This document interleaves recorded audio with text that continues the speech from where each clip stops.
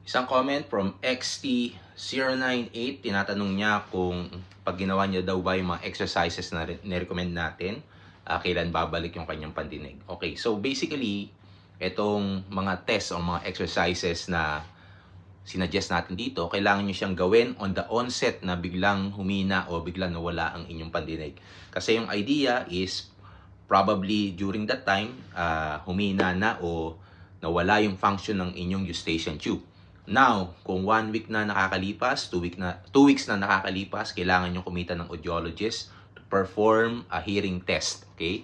From that, malalaman natin kung alin yung parte ng tenga ang nasira. Now, ang next nating step is lalapit tayo ngayon sa isang doktor or ENT nang sa ganun bigyan kayo ng karampatang gamot para may address kung anong naging problema ng inyong tenga. I hope it helps. Bye!